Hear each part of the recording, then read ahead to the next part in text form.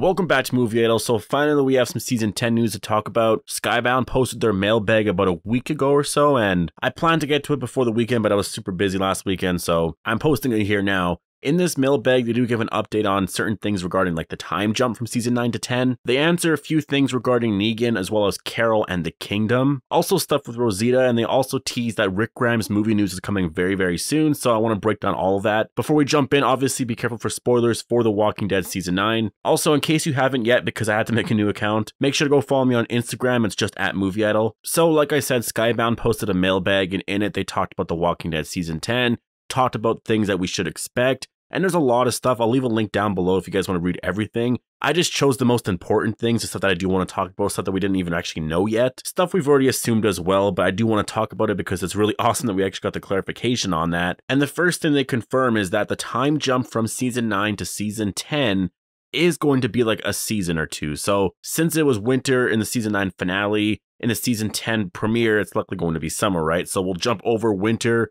and spring, and I mean, yeah, it'll be summer again, which was pretty predictable. Like, I would have loved for them to do a whole season of snow, but I knew it was unrealistic for them. Like the fact that they actually gave us what they gave us in that episode, and they were able to actually squeeze in like a winter episode in the way they did it, I thought it was just really cool. And it really was the only time to do it if you think about it, because episode 15 was the Whisperer Pike moment, and after a big tragic event like that, they jumped forward in time a little bit, and that really was the only opportunity to do it, because in the finale, we just explored them in the aftermath of that, because that was such a horrific event, focusing on the snow, just focusing on really enjoying time with our characters, because season 9 was just it really was just a really insane season, from Rick's departure to the snow to the Whisperers. You know, the show changed so much in season 9, more than any other season so far. That's why I really liked the finale. I love the fact that we were just able to relax and just enjoy our time with our characters. You know, it wasn't your typical big, grandiose finale, but I had a lot of fun with it. I really enjoyed it. Now, since we're going to be jumping to summer, we'll practically be jumping right into, all the action again. If you remember, the Whisperers went away for the winter, which I remember I had that criticism before. I was saying, like, if you're going to be doing snow, how are the Whisperers going to survive out there in the snow? I mean, Virginia's not as cold as Canada, but still, you know what I mean? But Angela solved that, and they literally are animals. Like, they migrate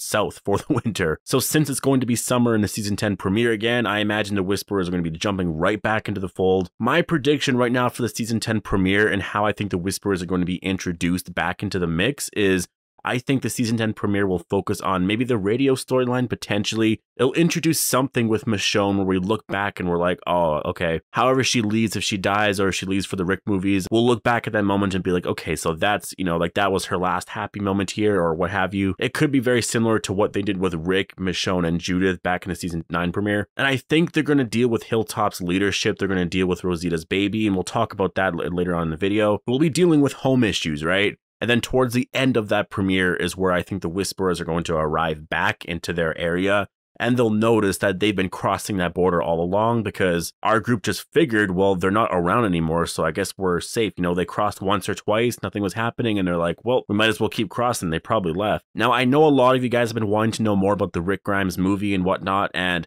the mailbag confirms that there's going to be news coming sooner rather than later. So in my opinion, I think that means that something's coming up for sure by Comic-Con. I think Comic-Con in like mid-July, which is like a month and a half from now, that'll be the latest we have to wait, but something might drop beforehand, because remember, they're going to want to hype up Comic-Con. They're going to want to like build up that momentum for the season 10 trailer, because that drops in like 40-50 days, which for those new here, if you guys want my breakdowns of all of that or reviews for the future seasons of The Walking Dead, just make sure to subscribe. This year at Comic-Con is going to be really massive compared to most years. Like, season 9 was a very eventful year of The Walking Dead, but season 10 is definitely going to be much bigger when you consider what is happening right now within the comics with Rick, with the Whisperer War, Michonne's departure, stuff to do with these Rick Grimes movies, the trailer, the release date, what that movie is going to do for the Walking Dead universe. Because you gotta remember, when that movie releases, this universe is going to get or I guess I should say this world, and it's not really a universe yet, but as soon as this world really blows up in that way after that Rick Grimes movie, I don't think The Walking Dead is going to be the same again. I think AMC might rely more on movies and doing stuff like that. Honestly,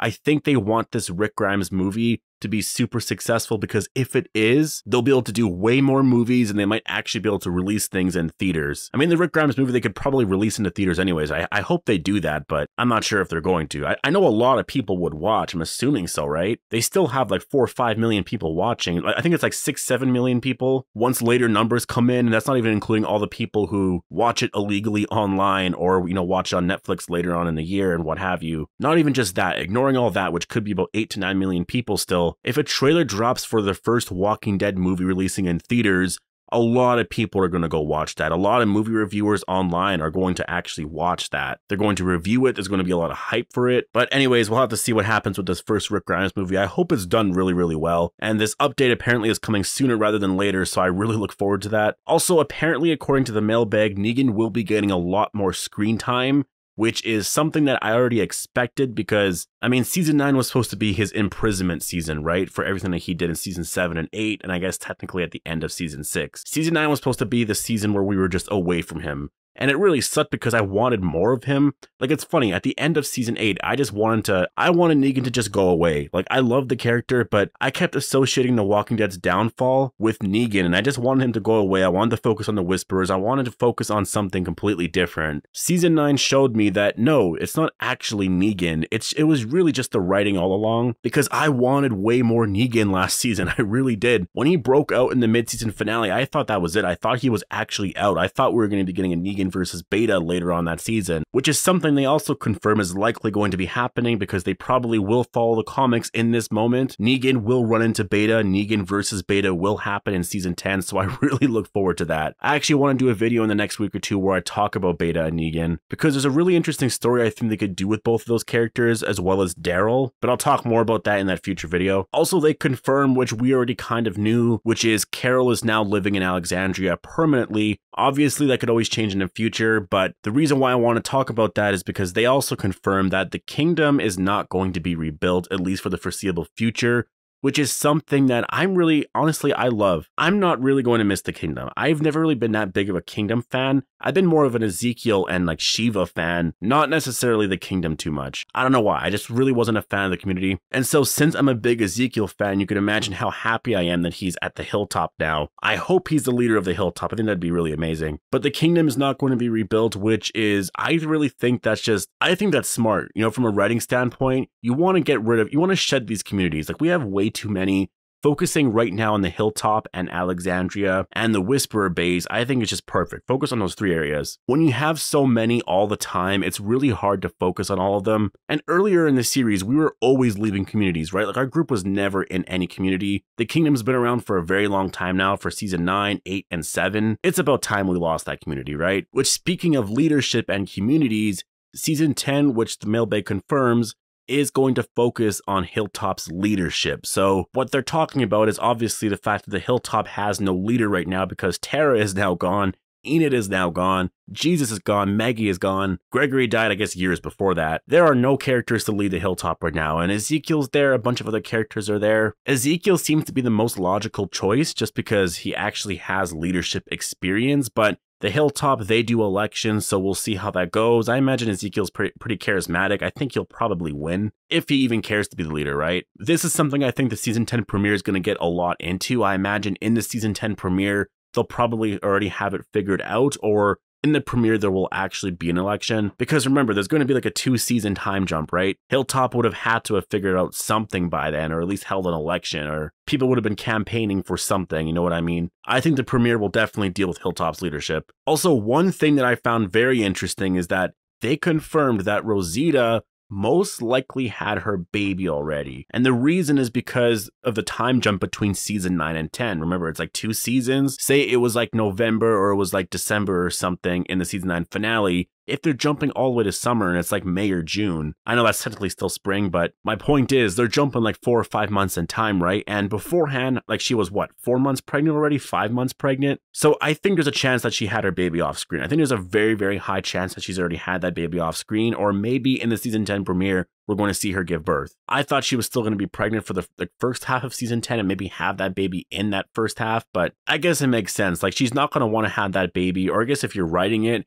you're not going to want to write it where she's having a baby and the Whisperer War is going on. That's just a lot to get into. So for her to have it off screen and then build up this relationship between that family, which is just going to be so weird. Like there's Rosita, Father Gabriel, Sadiq, and I guess kind of Eugene. Is he going to be Uncle Eugene? The freaky uncle, probably. I think some of the deaths that we were expecting in season 9 are probably going to happen in season 10. One character in particular, Father Gabriel, I think might actually get his comic death, which is likely going to happen in the second half of season 10. So once this season airs, I'm really going to be looking out for that, like little hints at that. Though from what I've learned with Angela Kang is that she'll hint at something, but it's not actually going to turn out in that way. Like remember the Whisperer Pike moment? I thought Rosita was going to die. I thought a lot of characters were going to die. They really hinted that Ezekiel was going to die in that moment, but nope. But anyways, post your thoughts down below. What are you excited for season 10? What are your predictions for the season 10 premiere? That season 10 trailer is coming out in like a month and a half now. Fear is starting this Sunday, so there's a lot of stuff to look forward to. I'm waiting on that Maggie news. I'm really waiting for that Maggie news to come out, but at this rate, it's probably going to come out at Comic-Con. But post your thoughts down below. Let me know what you guys think. Hope you guys all enjoyed the video, and thanks for watching.